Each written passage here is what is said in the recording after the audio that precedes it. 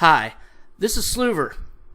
Thanks to generous donations of readers, family, and friends, I had the privilege of spending 5 days in July in Philadelphia for the Democratic National Convention. At the DNC in Philadelphia, I got an up-close look at divisions within the left. These divisions have existed for decades, but haven't come into such prominence in the popular mind until the campaign of Bernie Sanders.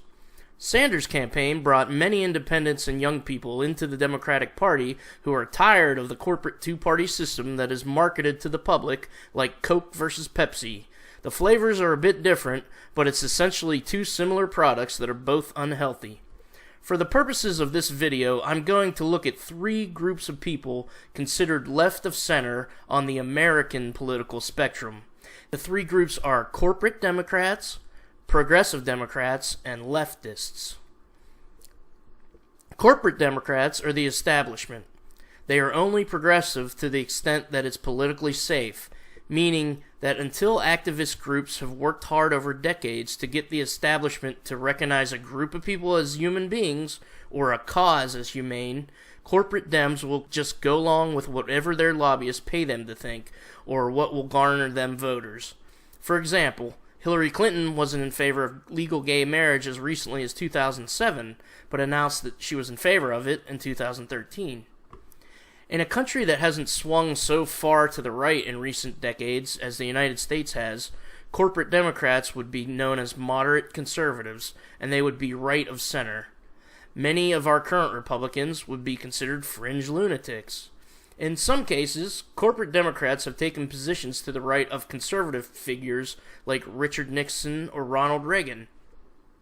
Corporate Democrats receive large sums of money from Wall Street and large corporations, so they are essentially paid to think in terms of big business interests. Barack Obama and Joe Biden, Hillary Clinton, and Tim Kaine all fall into this category. They are also not averse to aggressive foreign policy and war, drone bombings, and regime change. They're on board with ethanol, clean coal, and fracking, which don't even offer a rope bridge to renewable energy, but are marketed that way. Many Democrats in Congress fought against a public option for the Affordable Care Act, or Obamacare. And though corporate Democrats are perceived to be anti-gun, they rarely do anything to try to push through significant gun control legislation. Corporate Democrats are also not opposed to considering cuts in welfare and Social Security, once again something previously reserved for the most conservative of politicians. The second group is progressive Democrats. Progressive Democrats want to work within the machinery of the Democratic Party to fix it. They are reformers. In general, they are genuinely on board with all forms of social and economic equality. They want a new New Deal that will rebuild infrastructure. They want to close tax loopholes for the rich and to tax Wall Street transactions. They want investment in renewable energy and education. They want an end to war and shady foreign policy. They want single-payer health care. They want to raise the minimum wage. They support labor unions. They want quality, low-cost public education. They don't exactly want socialism, but neither do they want unfettered, unrestrained capitalism. They want government to provide for the basic needs of the public, instead of allowing Wall Street and defense contractors to constantly loot the treasury. I believe a majority of Democratic voters fall under the umbrella of progressive Democrats. Some progressive Democrats believe the campaign rhetoric of corporate Democrats and are thus adverse to any criticism of any politician with a D next to their name, no matter how much Obama drone bombs Pakistan or plays fast and loose with Social Security, no matter how much Bill Clinton repeals Glass-Steagall, supports brutal drug war policies in Colombia and at home, massively increases incarceration, and decimates social safety net programs. And no matter how much Hillary Clinton votes for the Iraq War, votes for leads regime change, in Libya that leads to further unrest in the Middle East, and indirectly supports a coup in Honduras. Oh, and also supports bankruptcy bills that go against the public and support the credit card companies. Some progressive Democrats are willing to get behind the candidacies of corporate Democrats 100% because they believe, if pressured, corporate Democrats will act in the interests of progressive causes, whereas Republicans will not, under any circumstance. Bernie Sanders, in my opinion, falls under the category of a genuinely progressive Democrat.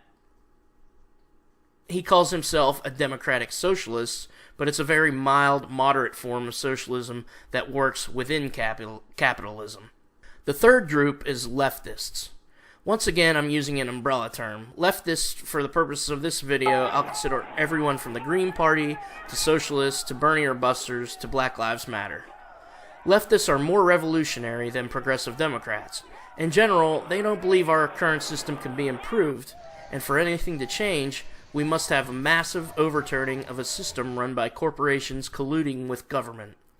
Even if you get good people into the system, they are corruptible. They have to play the game, and the game is deeply rigged. Therefore, you get presidents like Barack Obama, who seems to be a decent man, bombing civilians within 3 days of the inauguration. The writer Chris Hedges, formerly of the New York Times, until his anti-Iraq war views got him booted out, in his truth dig essay, The 1%'s Useful Idiots, wrote, "We are not here to reform the system. We are here to overthrow it. And that is the only possibility left to restore our democracy and save our planet. If we fail in this task, if this system of corporate capitalism and globalization is not dismantled, we are doomed.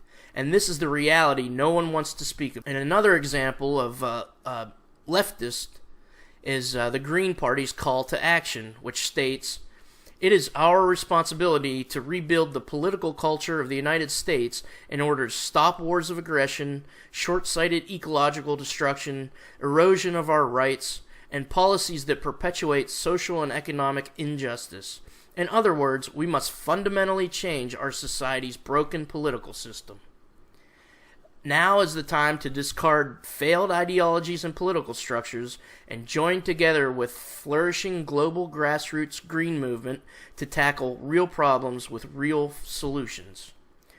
So clearly, they don't believe the reform within the Democratic Party is plausible. So where do we go from here? Is it better to work within the Democratic Party or start a new party from the outside? Bernie Sanders, with the momentum of what he calls his political revolution, wants to infiltrate the Democratic Party by getting his supporters to run for office or support progressive candidates running for office on the local level.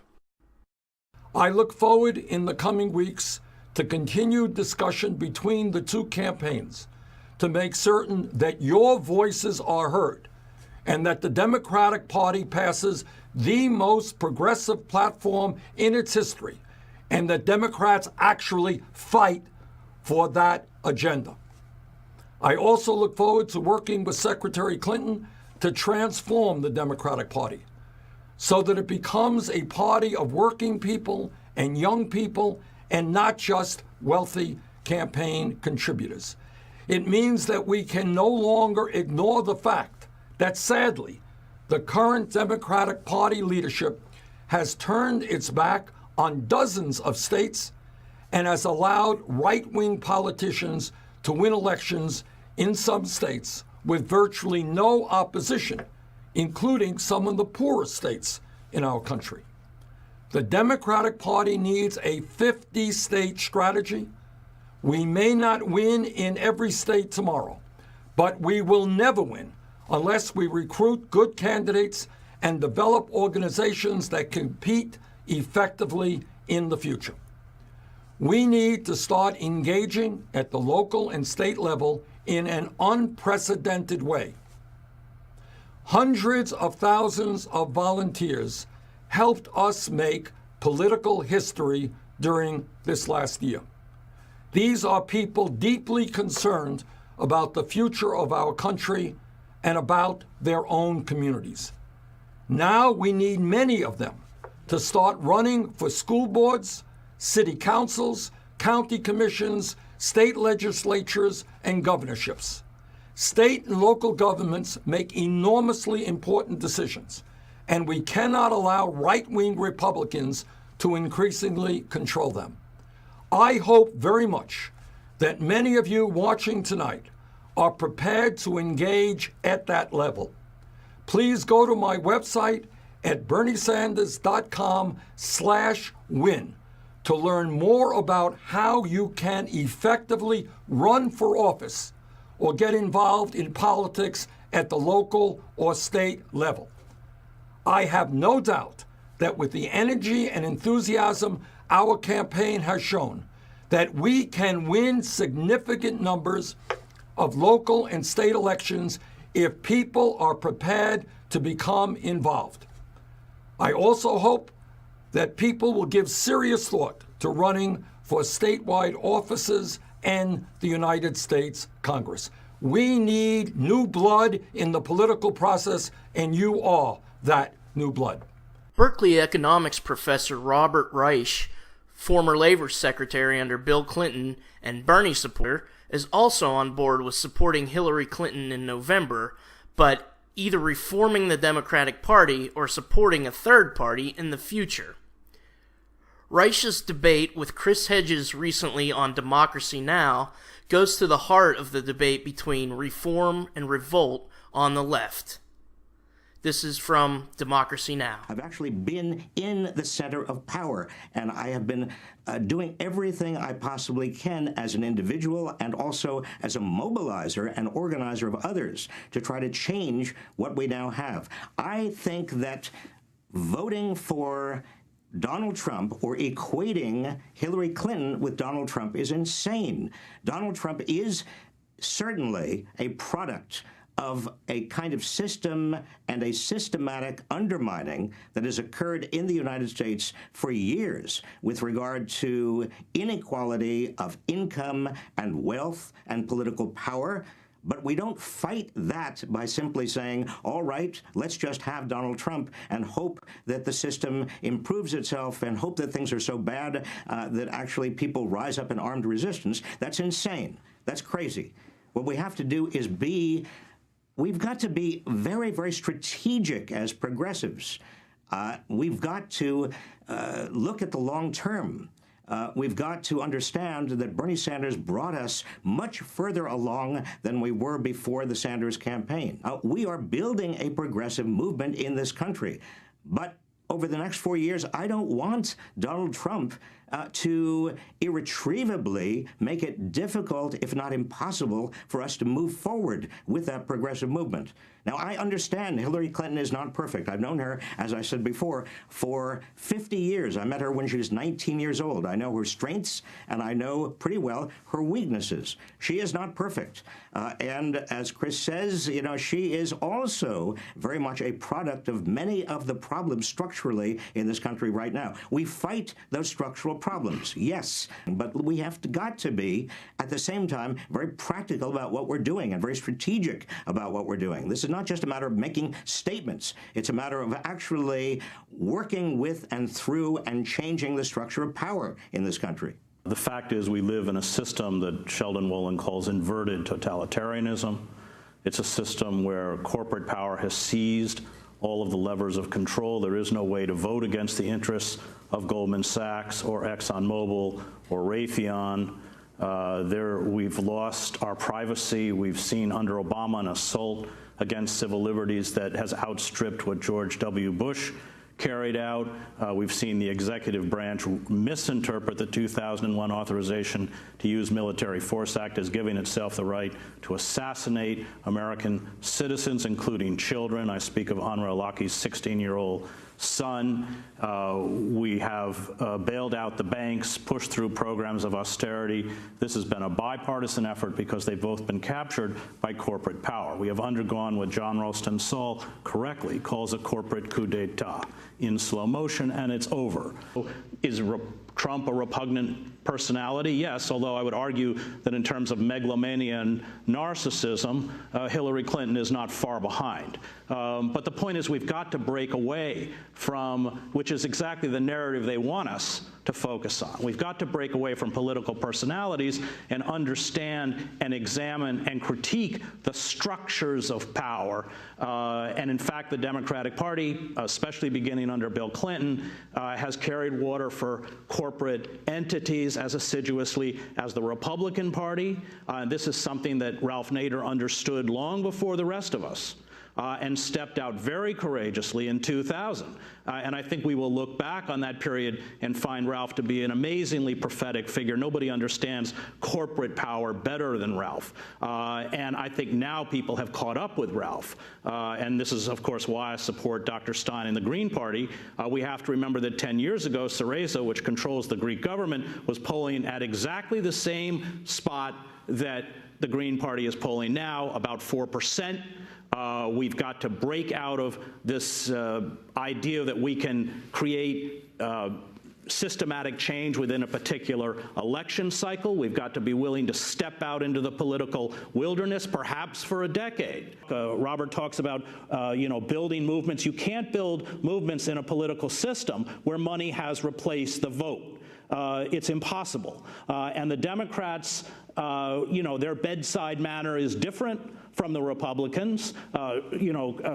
Trump is this kind of grotesque figure. He's like the used car salesman who rolls back to the speedometer, but Hillary Clinton is like, the managers of Goldman Sachs. They both engage in criminal activities that have, and Clinton's record, like Trump exposes this, that have preyed upon the most vulnerable within this country and are now destroying the middle class. And to somehow speak as if we are in a functioning democracy, or speak as if there are any restraints on capitalism, or speak as if the Democratic Party has not pushed forward this agenda. I mean, Obama has done this. He's been as obsequious to Wall Street as the Bush administration. There's no difference. Robert Reich. Chris, if I find this a frustrating conversation because I agree with so much of what you have said, but the question is, what do we do about it? We are in a better position today in the sense that Bernie Sanders has helped mobilize, organize, and energize a lot of Americans and educated a lot of Americans about the very issues that you have talked and written about and I have talked and written about. But it is the question is, what is the action? What is the actual political strategy right now? And I think the political. Well, let me just put in my 2 cents. I think political strategy is not to elect Donald Trump, to elect Hillary Clinton, and for 4 years to develop an alternative, another Bernie Sanders type candidate with an independent party outside the Democratic Party that will take on Hillary Clinton, assuming that she is elected and that she runs for re-election, and that also develops the infrastructure of a third party that is a true new progressive party. Well, that's precisely what we're trying to do. There is a point where you have to, I want to keep quoting Ralph, but where you have to draw a line in the sand. And that's part of the problem with the left, is we haven't. I agree with Hedges and the Green Party about what the Democratic Party has become. In 2000, I would have voted for Ralph Nader, where I was registered in North Carolina, if the North Carolina Democrats hadn't pushed him off the ballot there. In Philadelphia, I attended Socialist Convergence and watched Jill Stein and Chris Hedges, among others, speak about revolt against the two-party system. While I agree with their general assessment, and I see the Green Party as gaining momentum, I don't hear a lot of practical actions on how to move forward. While I agree with Hedges' assessment in the Democracy Now! Debate, I share Reich's frustration about when he said, what's the action? I do see some practical actions going on with the progressive Democrats, such as Bernie Sanders, and trying to organize people to get involved in politics on the local level. There are progressive Democrats within the machine who really want to change things. Perhaps Hedges is correct that reform within the Democratic Party is impossible, but have we even tried? Have we gotten thousands of people to join their local Democratic Party committees and how much organizing has been in place to pressure office holders to pass progressive legislation. If we can get progressive people involved in politics, do we really need to build a third party? If people feel like they want to build a third party, I think that's always healthy, and I think it's good if the Green Party can get momentum and work when it's not an election year. Here's what I think will not help reach progressive goals. Number one, blind support of corporate Democrats by progressive voters. I've seen a lot of this just in the criticism of the Bernie or bust people and the protesters and not wanting people to protest the DNC. Back in 2008 when Obama became president, the anti-war movement dissolved. Stuff that he passed through that if George Bush would have did it, progressives would have criticized it. So I think progressives, maybe you want to wait till after the election, but I think we should criticize Democratic office holders as harshly as we criticize Republicans. Number two, that I don't think will help reach progressive goals, it kind of goes with the first one, but it's arrogance and elitism and exclusivity of all kinds. If you shut out people you don't agree with or might not be educated on some things, then it's not going to help. This needs to be a mass movement. And for it to be a mass movement, you have to get regular people, for lack of a better, thing to call them. But as more people learn how to dismantle the propaganda in their own minds, they'll be looking for allies. And that's why we need organization, that will bring people in and be there with open arms for people who are, coming into consciousness. The third thing I think will not help is revolution without a strategy or plan of action. I loved Occupy Wall Street, but all it was in the end, and it started more movements on the side, and it actually did do something. And occupying public space in and of itself is an action, is a political action, and it brought a lot of people into consciousness. But what it didn't have is a step two, I don't think. It was just, in the popular mind anyway, maybe I'm wrong, but what it seemed like to amount to was a bunch of people sitting in a park at the end of the day. Want all these people who want to revolt to have a plan of action, and practical action, stuff that's going to work. That's what I'd like to see. Here's what I think will help, and this is just my opinion.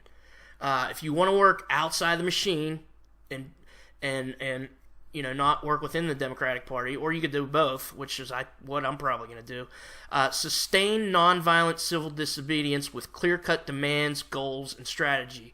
Black Lives Matter is doing this. They are probably the best movement in the country right now in terms of having a strategy and having sustained nonviolent civil disobedience. I think there should be actions such as what they're doing on all kinds of issues, especially climate change. There has to be number two, sustained organizing and pressure on politicians in all levels of government around smart policy. So you write letters, you make their lives hell, and you pressure these politicians into passing good policy. It works. And then number three, third party dedicated to grassroots organizing, dedicated to preventing big money from corrupting that party. Now, the Green Party is probably the most prominent third party that's doing this. Now, if you want to work within the Democratic Party, here's what I think, in my opinion, what will help is supporting progressives who get into the machinery of government and get their hands dirty or usurp the greed heads. And that's kind of what both, progressive Democrats and leftists want to do. Support those dedicated to dismantling corporate power from within. Start by occupying low levels of positions in the Democratic Party or in government. People say, we need progressive people to run for dog catcher. Also, unionize workplaces, dismantle corporate fascism, democratize the workplace, labor union strikes, general strikes.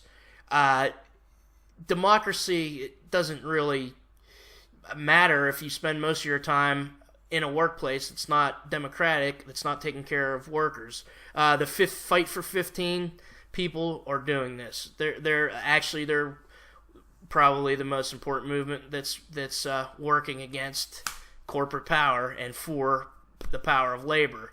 People need to be educated on this subject because people just see labor unions as corrupt, and some of them are, but we need new unions that aren't, that don't have that old leadership.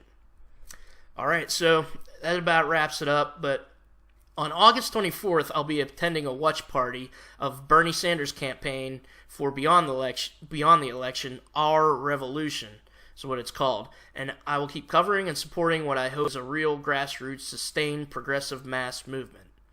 If you'd like to follow along with me, please subscribe to my YouTube channel, like the Sloover.com page on Facebook, go to Sloover.com, and follow me on Twitter @Sloover. And thanks for taking the time.